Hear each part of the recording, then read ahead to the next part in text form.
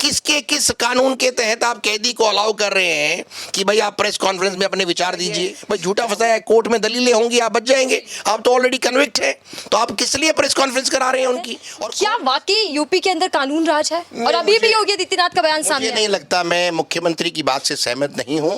कानून का राज अगर होता तो इस तरह से हत्या नहीं हो सकती थी, और वो भी जुडिशियल कस्टडी में, पुलिस की कस्टडी में, जुडिशियल कस्टडी में एक आदमी है, चाहे वो हत्यारा है, चाहे वो माफिया है, चाहे कुछ हो, वो भारत का नागरिक है और एक कैदी है। नमस्कार साथियों, आप देख रहे हैं DS पर, मैं हूं आपके साथ नफीसा। बीते दिन उत्तर प्रदेश के अंदर हमने माफिया अतीक अहमद और उसके भाई अशरफ का खुलेआम हत्याकांड देखा। मीडिया के कैमरे के सामने ये हुआ और पुलिस यानी कि भारी बल पुलिस का वहां तैनात था, सुरक्षा कर्मी वहां मौजूद थे, उसके सामने ये सब हो गया है। और हमारे साथ बातचीत करने के लिए सुरेंद्र चौहान जी, जो माने जाने एडवोकेट हैं सुप्रीम कोर्ट के, तो उनसे बातचीत करेंगे। पहले भी कई मुद्दों पर हमने इनसे चर्चाएं की हैं, लेकिन ये जो मुद्दा है ये बेहद अहम है क्योंकि कानून व्यवस्था कटघरे में है इस वक्त। तो सर, सबसे पहला सवाल यही होगा कि जब आपने देखा कि अतीक अहमद की खुलेआम हत्या कर दी गई, गोलियों से भून दिया गया, तो उस वक्त आपके मन में क्या सवाल या क्या बातें चल रही थी? क्योंकि आप एक खुद वकील हैं, तो कैसे इस पूरे मामले को देख रहे थे आप?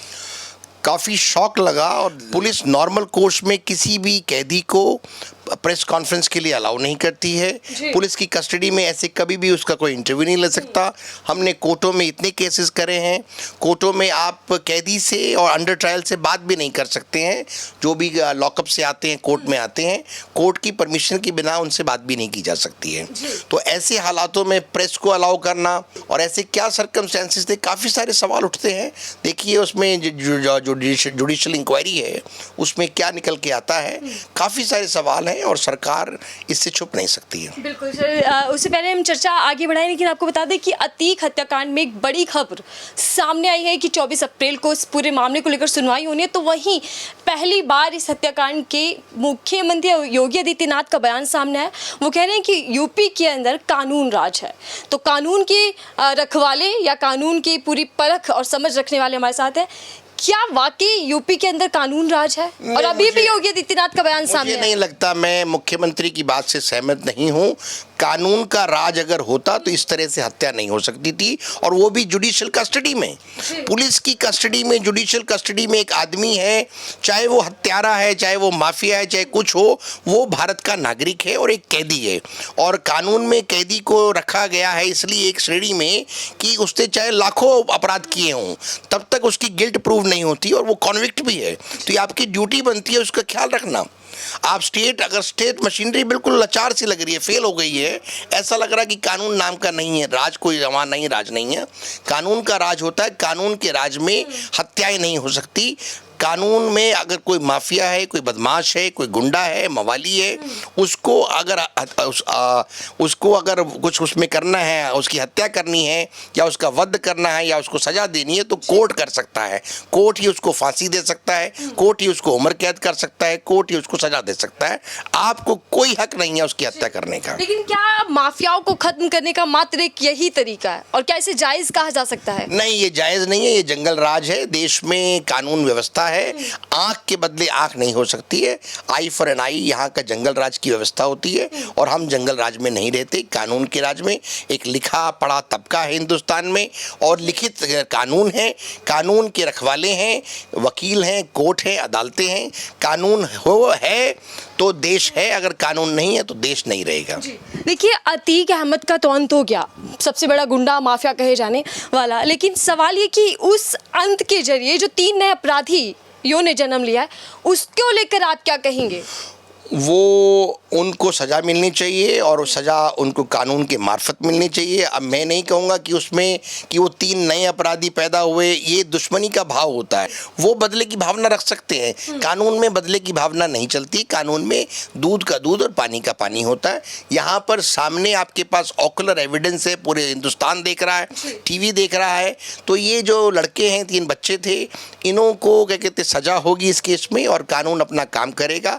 और 24 अप्रैल को इस पूरे मामले को लेकर सुनवाई होनी है, तो क्या लग रहा है कि आगे क्या कुछ होगा, क्या कानूनी प्रक्रिया रहेगी? पुलिस को चार्जशीट फाइल करनी चाहिए उन तीनों के खिलाफ, और उनके खिलाफ मुकदमा चलना चाहिए फास्ट ट्रैक कोर्ट में, और देश में एक मैसेज देना चाहिए अदालतों को, इसमें शीघ्र निर्णय होना चाहिए कि ऐसे अगर कोई अपराधियों को मारेगा और कोई कानून अपने हाथ में लेगा तो देश का कानून लचर नहीं है, देश का कानून कठोर है, देश का कानून उन सबसे निपटना जानता है, उनको सजा मिलनी चाहिए और कम से कम उम्र कैद उनको होनी चाहिए। देखिए सर, जब ये तस्वीरें हम सबने देखी तो एक सवाल जो हर किसी के मन में था कि पुलिस के इतने मजबूत या सख्त इंतज़ाम के बाद भी 3 अपराधी सामने आते हैं और गोलियों से मार देते हैं, तो क्या ये सब है? इसको लेकर क्या मन में चल रहा है कि कानून व्यवस्था कहाँ खड़ी है?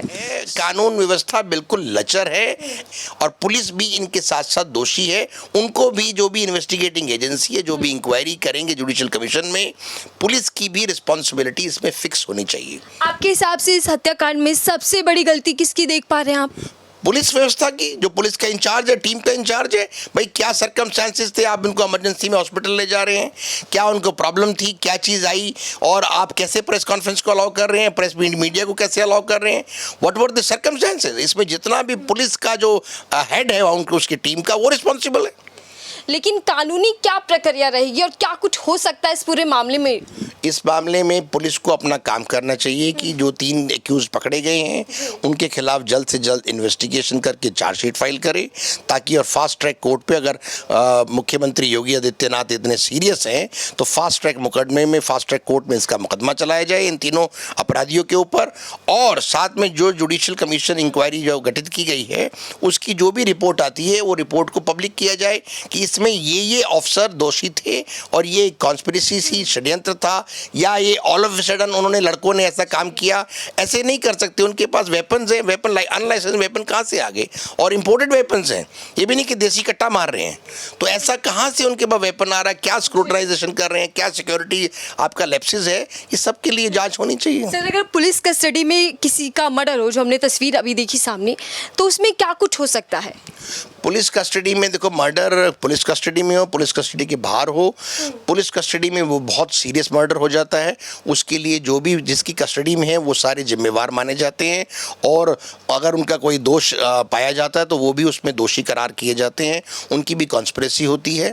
जैसे कई बार फेक इनकाउंटर्स होते हैं, फेक इनकाउंटर्स में कई अफसरान भी जेल में रहे हैं, वो भी, उनको भी सजा हुई है। तो ऐसा नहीं है, कानून देश का बहुत स्ट्रांग है और कानून के अगर दायरे में लोग चलेंगे तो जल्द ही न्याय मिल सकता है, और देश में कानून सर्वोपरि है, कानून से बड़ा कोई नहीं है। सर, भविष्य में ऐसी कोई घटना सामने ना आए फिर से, तो उसमें कानूनी रूप से दुरुस्त करने की क्या ज़रूरत है सामने, कि इन चीज़ों को, नियमों को हमें दुरुस्त करना चाहिए कि ताकि ऐसा कुछ ना हो? ऑलरेडी नियम हैं, गाइडलाइंस हैं, सब कुछ है। ऐसा नहीं कि हर बार कोई नई गाइडलाइंस बनानी है। ये तो सोची समझी साजिश के तहत ये काम हुआ है। पुलिस वाले जो उनके हेड थे, टीम के इंस्पेक्टर थे, आला अधिकारी थे, सबको गाइडलाइंस पता है।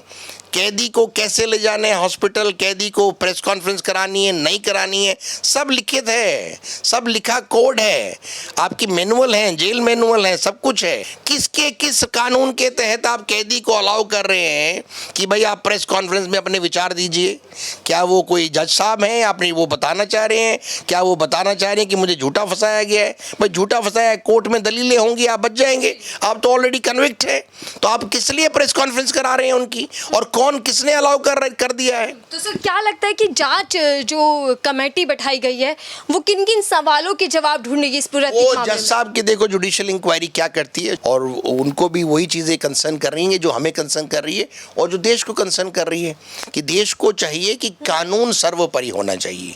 यहाँ कोई मुख्यमंत्री नहीं, यहाँ कोई सरकार नहीं, यहाँ कोई बदमाशी नहीं, यहाँ कोई गुंडा राज नहीं चल सकता, मवाली राज नहीं चल सकता, जंगल राज नहीं चल सकता। जंगल राज का मतलब, या तो आप कह दो कि जंगल राज है, तो फिर आप मारो किसी को भी, आप हमको भी मार दो, सबको मार दो, फिर तो प्रेस को भी मार, खत्म कर दो, गैग ऑर्डर कर दे, सब कुछ कर दे। ऐसा नहीं है। सारे स्तंभों का अपना काम है, कानून का राज है, और कानून के राज के तहत एक प्रक्रिया है, पद्धति है, उस पद्धति में ही सबको चलना होगा, और उसी के तहत उनको, अतीक को सजा भी हुई है, एक में कॉन्विक्ट भी है, और केसों में भी सजा होती। ऐसा नहीं है कि माफिया डॉन हिंदुस्तान पे राज कर रहे हैं, ऐसा नहीं है। अगर ऐसा होता तो माफिया डॉन ही राज कर रहे होते, कोई शरीफ आदमी कोई लीडरशिप में आता नहीं है, कोई पार्टी राज नहीं करती, ऐसा नहीं है। कानून व्यवस्था बनी रहे और उत्तर प्रदेश शासन को देखना चाहिए कि आने वाले दिनों में और आने कभी ऐसे कांड ना हो। इससे दो लोगों का, आप लोगों के डर में, दिलों में भय पैदा कर रहे हैं और लोगों को बता रहे हैं कि हम सर्वोपरि हैं, कानून कुछ नहीं है। वो गलत है, कानून ही सर्वोपरि होना चाहिए। सर, इस मामले में आप क्या जानकारी दे पाएंगे कि पुलिस कस्टडी में किसी की मौत हो या हत्या कर दी जाए तो उस पर क्या जिम्मेदारी और जवाबदेही बनती है, क्या कुछ कानून कहता है? इसमें जो पुलिस कस्टडी में अगर कोई हत्या हो जाए वो एक बहुत ही संगीन अपराध है। पुलिस के जो भी हेड है जिसकी कस्टडी में वो है, वो सबसे पहले उनको वो उसके रिस्पॉन्सिबल माने जाते हैं कि आपकी कस्टडी में हत्या कैसे होगी।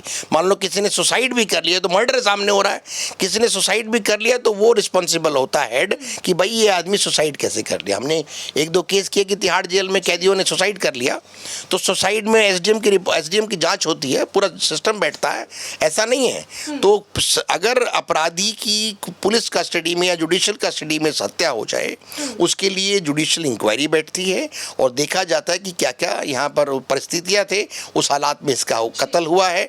यहाँ तो सामने कत्ल हुआ है, 3 आदमी आए और गोलियों से छलनी कर दिया है, तो ये एक सोची समझी साजिश के तहत हुआ है। सर, एक आखिरी हम सवाल लेंगे।